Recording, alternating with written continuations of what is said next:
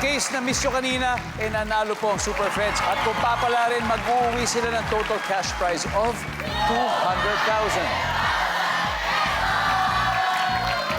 Manalo matalo. Dito sa Fast Money Round, buo pa rin ang kanilang 20,000 para sa napiling charity nila. Ano bang napili nyo? The Gentle Hounds Foundation. Gentle Hands Foundation. There you go. So, it's time for Fast Money. Give me 20 seconds on the clock, please. Okay. 40 years old ka na, pero nakatira ka pa rin sa bahay ng parents mo. Bakit kaya? Go. Walang pera. Salitang pwede mag-describe sa alaga mong aso. Mabait. Fill in the blank. Ang damit ng bata ay napaka... Cute. Anong kakanin ang binubudbura ng niyog at latik? Puto. Sa wrestling ng mga hayop, anong hayop ang mananalo? Gorilla. Let's go, Chino!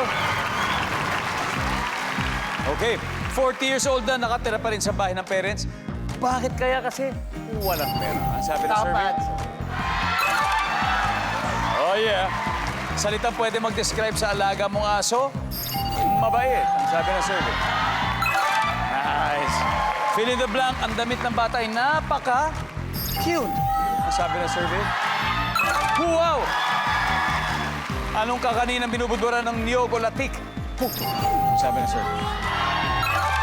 Yan. Sa wrestling ng mga hayop na mananalo ay ang gorilla. Ang sabi ng survey. There you go, 120. Very, very good start, Chino. 77 to go. Let's welcome back, Jeannie. Are you ready? I'm sure you are. Chino ay nakakuha ng 123. 77 na lang. Okay? Ang kailangan ko. Ang kailangan. Konti na lang. Kaya yan. There we go.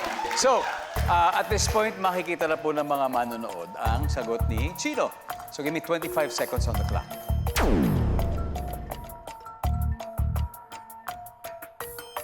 "40 years old ka na, pero nakatira ka pa rin sa bahay ng parents mo.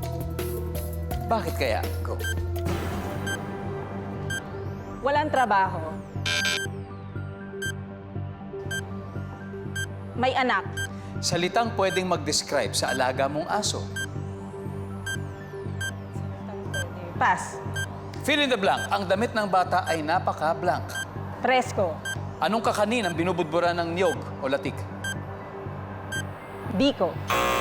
Let's go, Genie. 40 years na, nakatira ka pa rin sa bahay ng parents mo dahil may mga anak. Ang sabi ng survey, wala. Ang top answer ay walang work o walang pera. Sagot mo, Chino, salitang pwede mag-describe sa alaga mong aso. Hindi na natin ang mabalikan.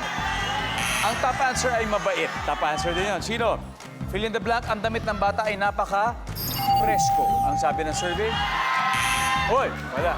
Ang top answer ay cute. Kung maganda, nakuha mo rin. Chino, sa wrestling ng mga hayop, anong hayop ang mananalo? Hindi na natin ito.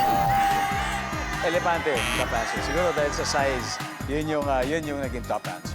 So, anong kakanin ang binubudbura ng niyog o latik? Ang sabi mo ay biko. Ang sabi ng survey? Top answer. Yun ang top answer. Anyway, Jeannie, you got one top answer, pero congratulations. Kasi nanalo pa rin kayo ng 100,000 pesos, Jeannie. And of course, Super Friends,